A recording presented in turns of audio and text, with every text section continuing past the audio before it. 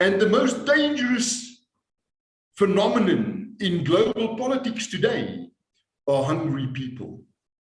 Nothing stops a hungry man. No international border, no fence, no locked door, no sea. People will go where they can feed their children.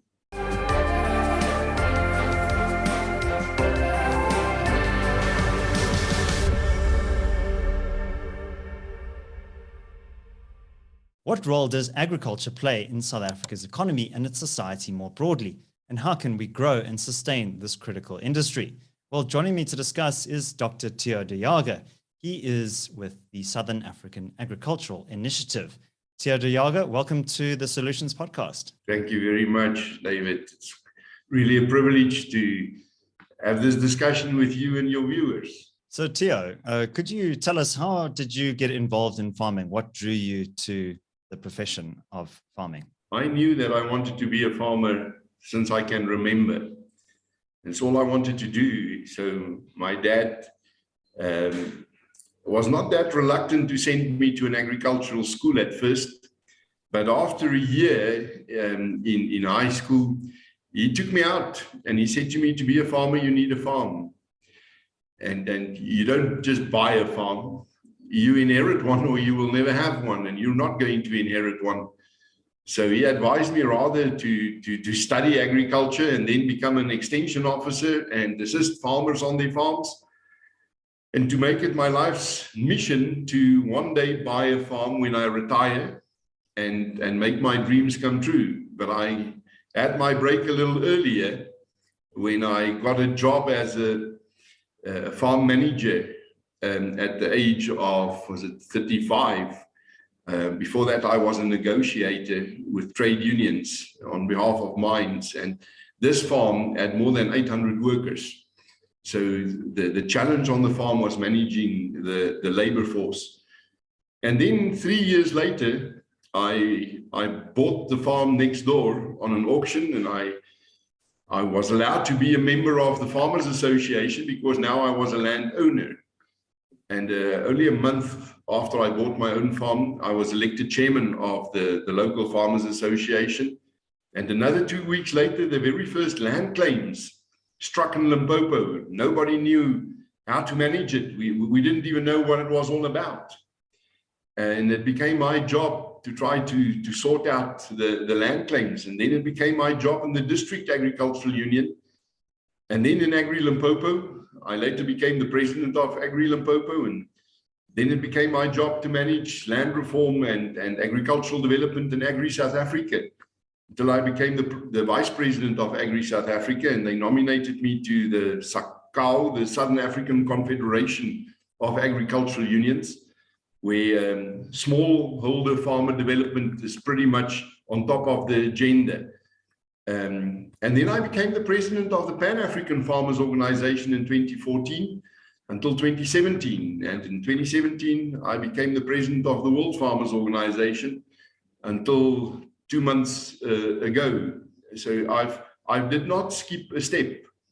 I served on every level of organized agriculture.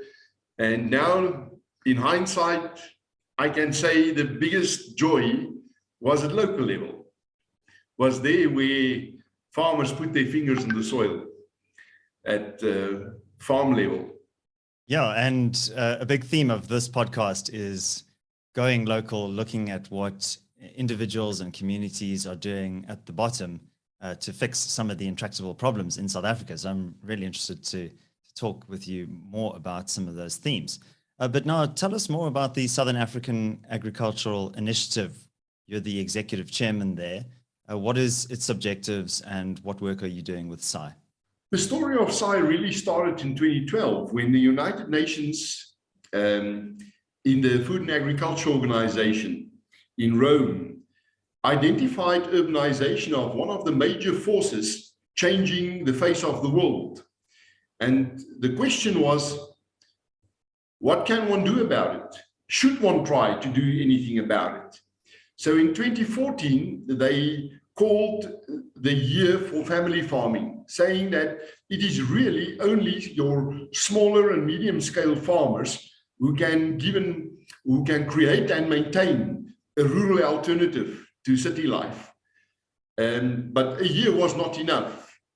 And then they called for a decade for family farming in 2019.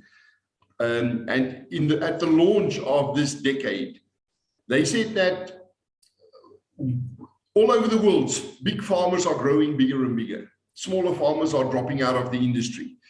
This phenomenon is prevalent in every country in the world. And these big farmers, corporate farmers, they don't support the local bookkeeper, the local lawyer, the local agent for fertilizers or agrochemicals in the local town. They go directly to the manufacturers, or they take their business to the cities, and this leads to the rural areas to run dry. So also in 2019, we launched Saai as a network for family farmers in South Africa. It provided a unique opportunity given the global framework for the decade of family farming, but also in our context in South Africa, a family farmer is not big or small, is not rich or poor, is not black or white, is not well established or a newcomer. It's a family making a living from the soils. And with a focus on family farmers, we actually brought a new paradigm into organizing farmers in South Africa. For the first time, the agribusinesses are not part of the organization. The banks, the big agricultural businesses, the input providers. So for the first time, we could actually challenge the big players on behalf of small and medium enterprises, and especially the banks. You know, whether you are expropriated without compensation by the government, or whether you are being sold out by a bank for debt after a dry season or two, what's the difference? You end up losing your livelihood and your heritage. So we have set up Saai to be a little bit more robust, a little bit off the beaten track, a little bit more activist when it comes to the interests of your small and medium scale family farmer. Okay, but obviously in terms of the food needs of a country like South Africa, you do need commercial scale agriculture, and that needs to be financed and so on. But I do think that it is quite important that you have a proliferation of farmers and family-owned farms, because farming is not just about the provision of livestock or crops. It's also of hugely symbolic significance and has an important role to play in communities as well. So in terms of the current state of agriculture, and speaking from your perspective of representing family farmers, what are some of the main issues that farmers are confronting at the moment? Because it's obviously a very uncertain environment in terms of the economics. There's a lot of policy threats as well. And you mentioned expropriation without compensation. As we're speaking, the expropriation bill is before the National Council of Provinces, as is the Land Courts Bill, which represent a grave threat to property rights in South Africa. So what issues are you and your members facing? David, the answer from the South African perspective is vastly different from the answer from a global perspective. South African farmers are facing many, many more challenges than any other group of farmers in the world at the moment. Foremost in our minds in South Africa as family farmers is safety and security. We've had 7 farm murders in August and 8 in September. We've had on average over the last 25 years a farm attack every 2nd day in South Africa and a farm murder every 5th day in South Africa.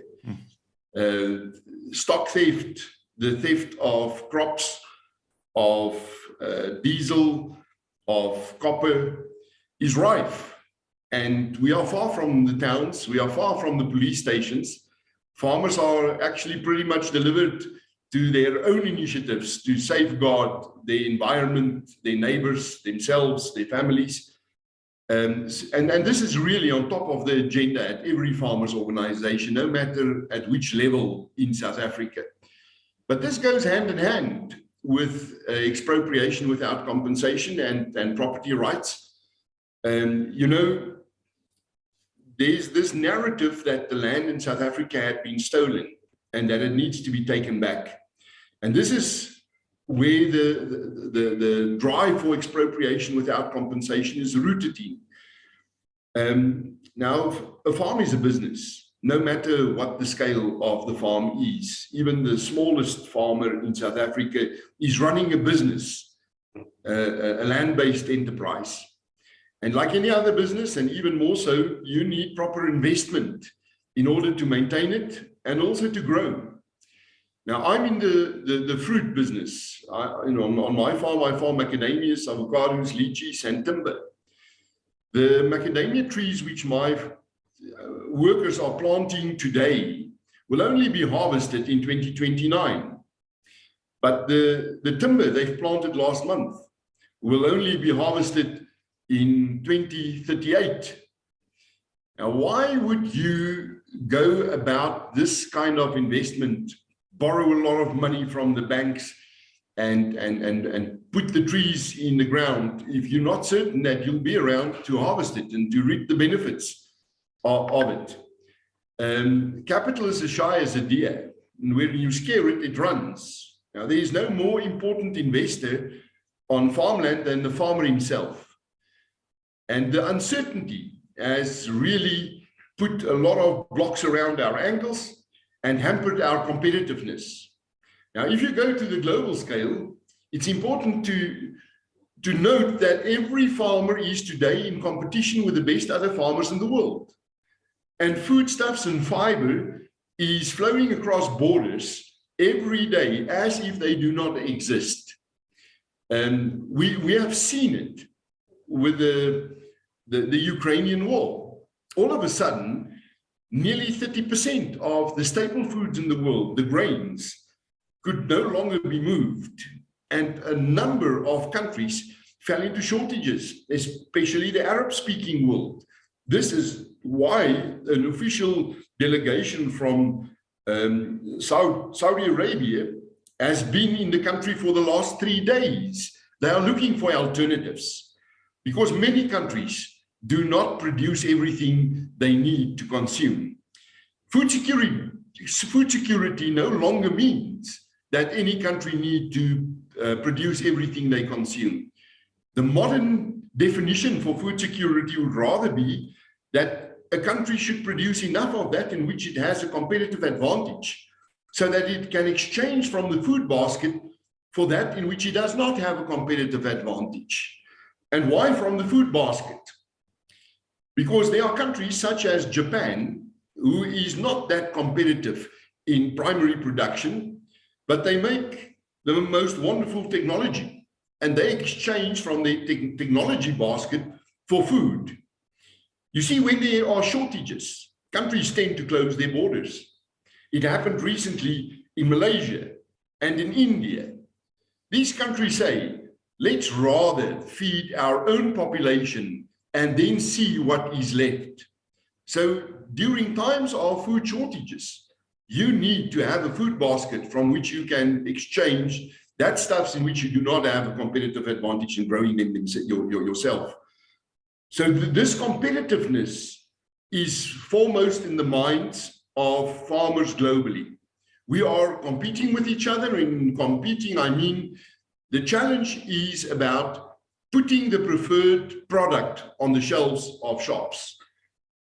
Preferred in terms of price, preferred in terms of quality, and lately, more and more, preferred in terms of how it was produced. The modern consumer today wants to know, how was this pig treated before it was slaughtered? What was sprayed on these wheat? What kind of fertilizer and how much of it was applied on the fields? Because they want to know what the impact was on biodiversity, on nature, and on climate. And if you cannot supply the information lately by means of a QR code, it hampers your competitiveness on the global markets. Right. So Theo, South Africa is not isolated. We're trying to sell our produce to the rest of the world. We have to meet these global standards. And we also have to ensure that we can produce cheaply and efficiently.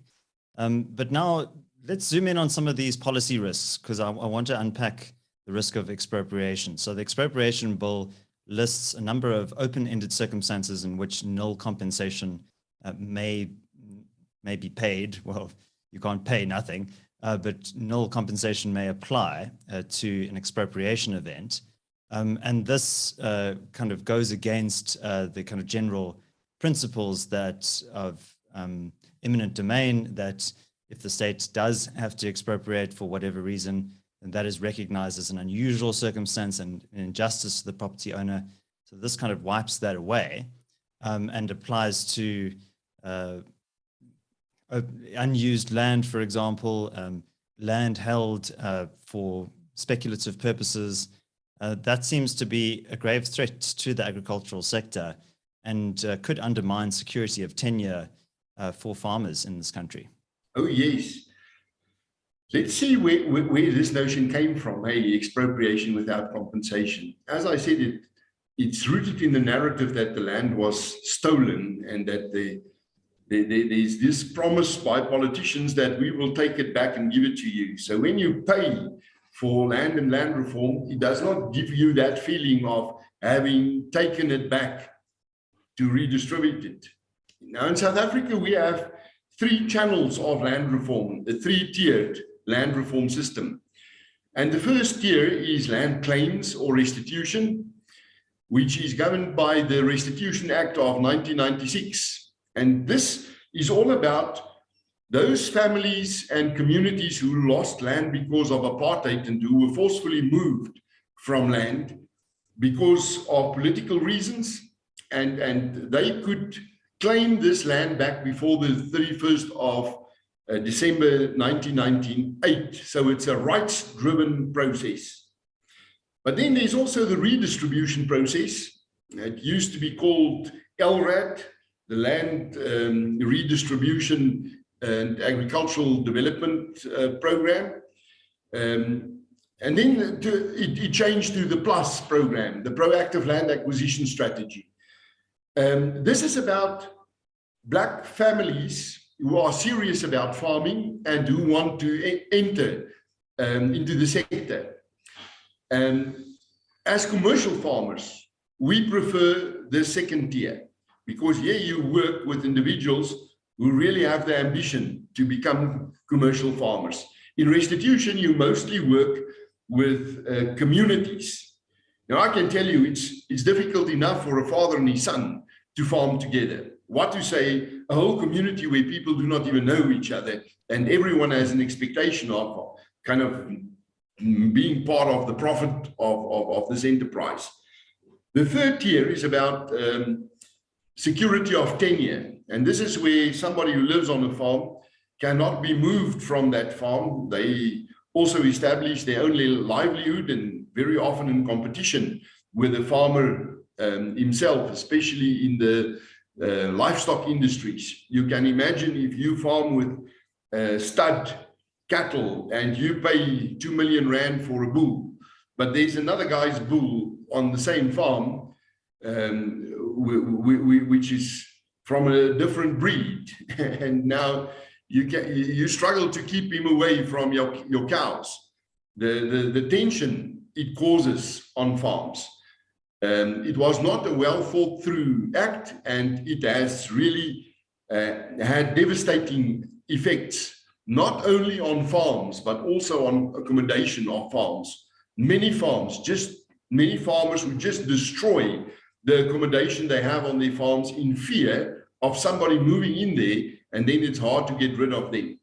Now, these 3 tiers of land reform has been a disaster since 2000. The mismanagement, the corruption, the nepotism, and it's not because us as commercial farmers are saying that things are not right. Anyone can just read the report of our previous president, Kgalema Motlanthe, which he published in 2018, on land reform, the high-level report on land reform, in which he pointed out that this whole process is a mess, similar to all the corruption which we saw being revealed by the Zondo Commission. Actually, David, we need a Zondo Commission on land reform and on the transfer of properties over the last 20 years. In 2016, Minister Nkwinti, who was then in charge of land reform, confessed that more than 90% of all the farms which were transferred to beneficiaries has been a failure and is no longer productive.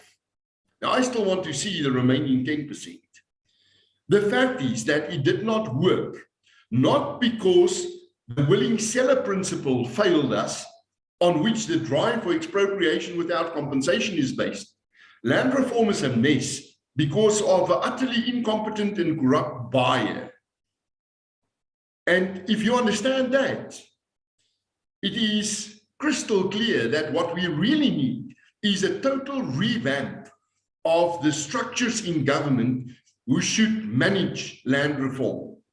Now, in the same time when we started with land reform, around the middle 1990s, Germany also embarked on a comprehensive land reform program, which also had a restitution dimension to it. Actually, they had a double restitution because first, Jews were expropriated by the Nazis, and then the Nazis were expropriated by the communists. And they also gave themselves 25 years to complete it, but they really did so in 25 years, very, very successfully. And one of the reasons why they were so successful is the agency driving land reform was an arm's length away from the government department. So it was not so easy to have political mingling into the land reform process.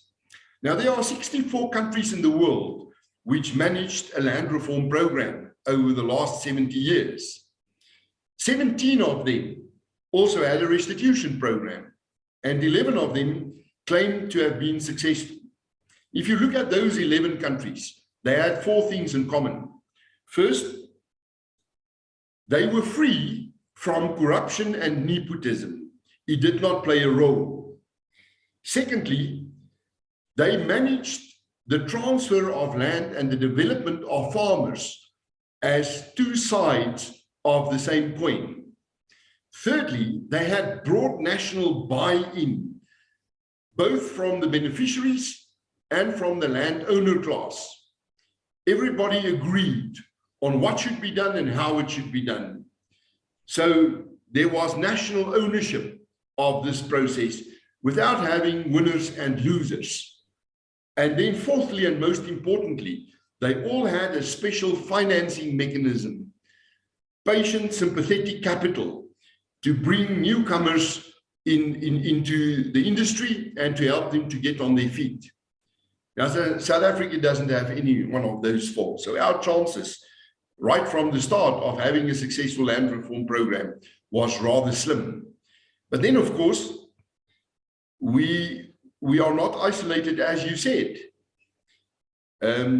I've been representing the Zimbabwean farmers at the World Farmers Organization for the last 5 years, and I've been intimately involved in the land reform process in Zimbabwe since the first land grabs in 2000. I've met with Mugabe a few times, and I've been negotiating a deal with the current government on compensation for those farmers because I had family in Zimbabwe. They were some of the first farmers to lose all their farms to expropriation without compensation. And my cousins, who are much better farmers than me, today farm in Australia and in Zambia. And when we have a family gathering and we stand around the Braaivleis fire, we always quarrel about the future of land ownership in South Africa, because they always say to me, we also thought that we would be protected by our constitution. We also thought that the world would not allow the economy of this country to go down the drain. We also thought that agriculture is too important a part of the economy of our country to see the politicians allowing this whole industry to go through the floor. But it did not matter. The only thing that matters for politicians is to stay in power. And then I always respond to them that we are not on the same trajectory as Zimbabwe. We are not like a rat in a pipe on our way to the same outcomes, because we have something you never had. And that is a neighbor right on our doorstep who went down this route. So we have an example on how not to do it. And then they would reply, your argument is only valid if a majority of people in your country have soft ears for the voice of reason. Now, you know, if a majority of people in our country does not have a soft ear for the voice of reason, then we never had a future in this country. And I simply refuse to accept that. So, Theo, in terms of land restitution, what would an effective land reform program look like, given what we have in this country? We're obviously not Germany. What would a fair and equitable and sustainable system actually look like in terms of recognizing some of the injustices that occurred in the past, but not wanting to undermine food security and the very important property rights of existing landholders? If I would have had the opportunity to redesign our land reform system, not only from the perspective of commercial farmers, but also from the perspective of those thousands of members we have who are beneficiaries of land reform themselves or who are beneficiary hopefuls, I would start with creating a common goal. What do we want to achieve through land reform? I think it's not been emphasized enough that we need to create a class of profitable black farmers. This must be the outcome. The outcome is not taking land away from whites to give it to blacks, and by doing that, taking it out of production, making it non-sustainable and non-profitable. Not everybody wants to be a farmer. Not everybody can be a farmer. Farming is damn hard work. And it's I think I would last about 2 weeks on a farm before the whole thing ground to a halt. And there's no such a thing as a lazy farmer. And a farm does not have a switch off button. You must be there to take care of it every day. And so if people lost land because of apartheid and previous injustices, of course they should be compensated. But it's not to say that they should be entitled to have the land which their ancestors lost in 1913 or in 1920. Farms stay in the same hands on average in South Africa for 20 years.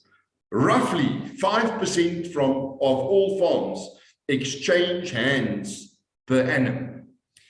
And how far can you turn back the clock? My farm in Tsenin has 42 land claims on it. And if one of them is valid, all 42 of them can be valid. Because there's been a tribal chief, Mashuti, who lived some 15 kilometers from the farm. And the Mashutis, the Letswalus, they did some hunting on the farm and they gathered firewood there. And on that basis, they are claiming the farm. But Mashuti had 6 sons.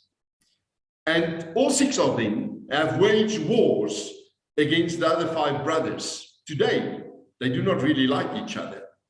There's no way they can farm together on my farm. They are not the problem, although each one of them are today chiefs in their own right. They had 14 sisters, and they all married into different tribes. And their daughters married into different tribes, and their daughters married into different tribes. And today there are more than 100 tribal entities who can say, my ancestor gathered firewood or hunted on that farm. So how far can one turn back the clock? In 2012, the ANC adopted the National Development Plan in Mangaung. and they adopted it unanimously. It was not like the Expropriation Without Compensation motion, which was not adopted unanimously. And in the National Development Plan, in Chapter 6, it is all about land reform and farmer development. Professor Mohammed Karam was the architect of Chapter 6. Chapter 6 is based on the partnership model of land reform, which means broadly that beneficiaries of land reform should be given an opportunity to enter into a partnership with well-established commercial farmers, like me partnering up with my neighbor on a restitution farm, and I have certain incentives for doing that. But the benefit for the beneficiary of land reform is that he is mainstreamed in our value chains within one generation. Usually it takes some 3 generations for a farm to stand on its own feet and to be properly profitable. But we do not have 3 generations to get there with our black farmers. Hence, we must short-circuit the whole process, and there's no better way to short-circuit it than setting up these partnerships. The partnership model is by far the most successful model up to now. Like Imansdorp Koöperasie, who's managing 86 of these projects, and all 86 of them are profitable. This is actually the measurement for success, the profitability. Of 104 of these partnerships which I have visited over the last 10 years, I have only seen 3 going through the floor, and there was good reasons for that. They were actually born in sin. They should never have entered into those partnerships, because the partnership was not to create a class of profitable black farmers, but to save a bankrupt farm. It was not a case of dealing with willing sellers, but dealing with desperate sellers on farms which never made a profit before. So if you would ask me what's the way forward in land reform, I would say just dust off the 2012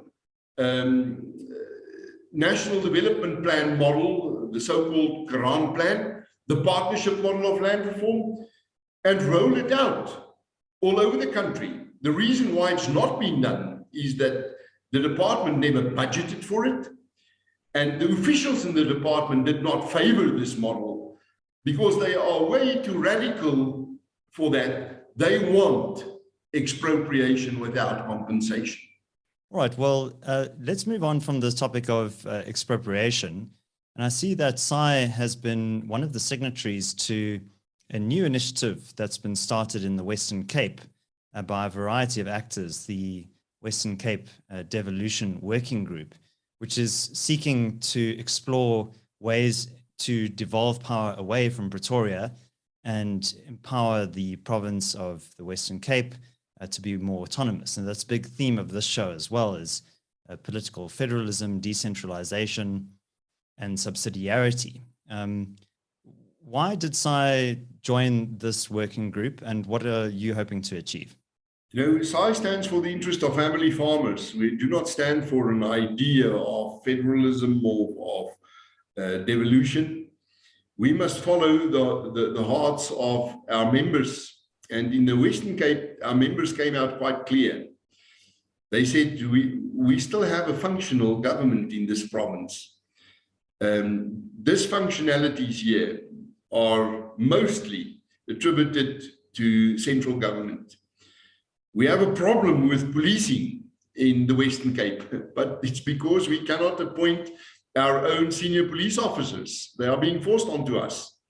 We have a problem with the judicial system, with the judiciary, but we cannot appoint our own chief justice. We are being given a chief justice in the cadre deployment program of the national government, but we did not vote for them on provincial level.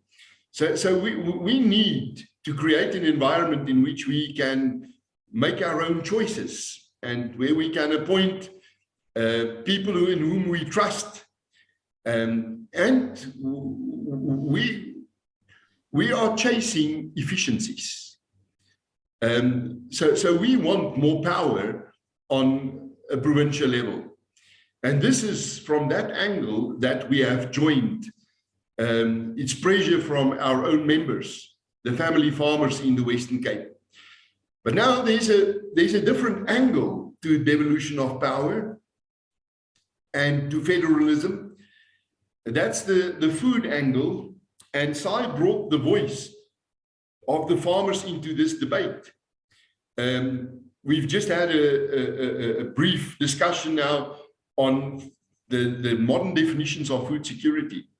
Now, you know, the Western Cape has everything in its favor when it comes to agricultural production.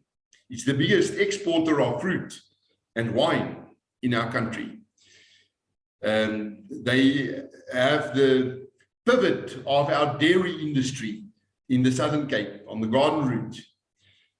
They produce a large portion of our wheat in South Africa, and bread is our staple food.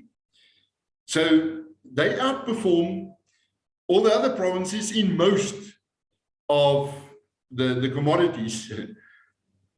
But the Western Cape does not have maize. Their production of maize is about 36,000 tons per annum. Now compare that to the Free State, just producing about 7.2 million tons of maize.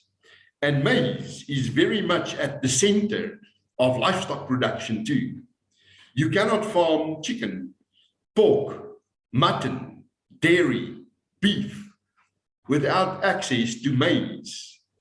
So there's an interdependency of provinces in South Africa when it comes to food production, and you need to manage that right from the start. So our input in the discussion on devolution was, first, make sure that the foundation of a new model is sound and hard, and that foundation must be food security. A province with all its own powers, but without food security, will never be independent. And by saying that, we do not mean that the Western Cape must now start to produce maize. It will never be competitive in maize. It's not a good province for maize production. What we are saying is ensure that the foodstuffs will flow across the borders of federal entities in our country and even across the borders, because we are fooling ourselves when we talk about the integrity of our borders with Lesotho, Swaziland, Zimbabwe, Mozambique, Botswana. People and money and food and ideas flow to and fro as if those borders do not exist. And the most dangerous phenomenon in global politics today are hungry people. Nothing stops a hungry man. No international border, no fence, no locked door, no sea. People will go where they can feed their children. So start off, if you want more federal powers in the province, start off with ensuring how you will feed the people in that province. All right, so Theo, I'd like to just zoom in on this issue of farm security. What is the scale of the problem exactly? You mentioned some of the more recent very tragic deaths of farmers. And what is Saai doing to try to build community safety initiatives amongst farming groups? You know, safeguarding our farms starts with the farmer. At the very center of it is a farmer himself, who must make sure that he has a room where he can keep his family in his house, that he can lock out any intruders from his house, that he can defend himself, that he knows where his firearm is, and that it is ready to be used at any moment. And then he must safeguard his yard, and from there, his farm, and from there, his neighborhood, and from there, the road to his farm and his district. and his province. But the problem is a national problem. Our problem is an environment which is not conducive to farm safety. It is an ethos in which it became acceptable that farmers are being murdered on their farms. Now, I've been confronted all over the world, and more recently in New York at the United Nations, where our president said that there is no such a thing as farm murders in South Africa. I was there on that day. I heard him saying that, and I responded. I had numerous interviews on USA television stations. And they all say, but you have a general problem with crime in South Africa. People are being murdered in numbers every day in South Africa. 57 on average per day. What makes the farmer so special? Actually, percentage-wise, more people get killed on the Cape Flats in gang violence and also in deep rural towns in gender violence. So what makes the attacks on farms and the murders there so special? Well, in Saai, we firmly believe that farm murders is not a mere extension of a more general problem of murders in South Africa, and that farm murders are actually special based on 3 observations. The first is, no one calls for the murder of gangsters in the Cape Flats or women and children in deep rural villages, like there are calls from political parties, kill a farmer, kill a boer. When they get murdered in the Cape Flats and in the villages, it's not accompanied by hours and hours of the most brutal torture imaginable. Nobody drills holes in the kneecaps of an Oma in the Cape Flats like they have done on farms. And then afterwards, you do not have this applause on Twitter and other platforms on social media saying, great, we need more of these murders with no consequences for those who are applauding it at all. This makes farm murders pretty much different from any other murders in South Africa. And how is Saai providing that support and also the advocacy to push back against a lot of this political ideology that is fueling farm murders? Most of our energy and our budget goes into this aspect because it's top of the agenda, as I said, on all levels of organized agriculture. We try to assist farmers to safeguard themselves, to take their safety in their own hands and to make sure that they are properly organized. We are partnering up with various other institutions, such as the Association for Private Security Companies, and with AfriForum. Under the AfriForum umbrella, they have 168 farm watches in South Africa and 2 24-hour emergency centers.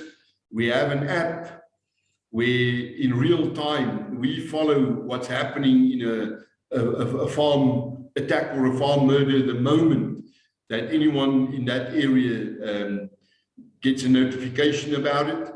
And of course, we spend a lot of money in safeguarding communities. Only yesterday, Kobus Wiese, the former Springbok lock forward, gave us a huge donation to put up cameras in a few districts in South Africa, and the first set of cameras will go up in the Laingsburg district in the Moordenaars Karoo, to make sure that the farmers know what traffic is on their roads in that area, and to be able to monitor the area 24 hours a day.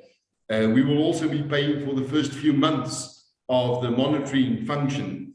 We go out into rural communities and we help them to organize themselves in farm watches, and we maintain the network between them, the local police station, if it's possible, the private security environment, and also a network of neighboring farm watches. And the principle we are pursuing is what you can't do for yourself, you cannot really bank on. So Theo, In 2011 in Tunisia, Mohamed Bouazizi immolated himself in desperation at police harassment, and this was in the context of skyrocketing food prices. This event, him setting himself on fire, triggered a wave of social unrest that swept the government out of power and spread across the entire Middle Eastern region. And we're still living with the consequences of that event today. So one spark can light a powder keg. Are you worried about food inflation in South Africa triggering some kind of social unrest? We've already had last year the riots and looting that swept through KwaZulu-Natal. Do you think that this is a danger for South Africa? I think it's a much bigger danger than the riots which we saw in KZN last year. Because what I said, that nothing stops a hungry man. You know, that Arab Spring which you referred to, it was really sparked by a 2-cent increase in the price of those flatbreads, which is the staple food in Tunisia, Libya, Algeria. I often visit those farmers in North Africa, and every time I visit them, we discuss the issue of food inflation and instability. Now, in South Africa, we've been blessed for decades to have high quality, good food at cheap prices. But more and more, it becomes unaffordable in certain families, in certain communities. This is the very reason why when COVID struck and the lockdown started, Saai focused nearly all its energy on the distribution of food parcels. We communicated to family farmers across the country and we asked them, your second grade and third grade products, won't you rather donate it and take it to the nearest village? Let's take it to the squatter camps. Let's make sure people do not go hungry. Because when they go hungry, they will take to the streets and they will go where they think the food is. And the farmers responded with thousands of tons of foodstuffs. Ourselves in this office went out to the deep rural villages in the Limpopo and in the Northwest, dishing out food parcels there, which we got donated from farmers, fruits, meat, grain, even juices, stuff that has already gone through the first step of processing. But alas, we have seen higher or more rapid escalations in input costs than ever in our lifetime before. You must just see what the price of fertilizer has done. It has doubled in a few months. The price of diesel, everybody who owns a vehicle knows what happened to the price of petroleum and diesel. The price of mechanization because of the price of steel. And many farmers simply could not keep up with production. You will not borrow twice the amount you are used to borrow from the bank if you are not certain that the price you get for your products will justify it in future. Now, unfortunately, in this very same period during COVID, when agriculture was the best performing sector of our economy, 2 years in a row, in this very same period, the land bank went through the floor. And farmers no longer have the access to financing they had before. We sit with at least 30% of farmers who do not know where they will find the money to buy their seed and fertilizers in this coming planting season 6 weeks from now. And if you have some funding, you will not plant your marginal fields. You will not try to plant more than what you should or what you are used to planting, which is what we need to fend off a shortage of food, because we don't know how long the Ukrainian war will last. Why is this so important? Because this war could not happen to two worst countries in the world. Between the Ukraine and Russia, they are responsible for 30% of the grains that cross international boundaries. Many countries are totally dependent on the grains from Russia and the Ukraine. To give you some perspective on that, South Africa is by far the biggest producer of maize in Africa. This year we had a bumper crop again. We had a crop of more than 50 million tons of maize in South Africa. But in the Ukraine, they produce 144 million tons of grains every year. And twice our total crop is being exported from the Ukraine. So it has a massive impact on global food security.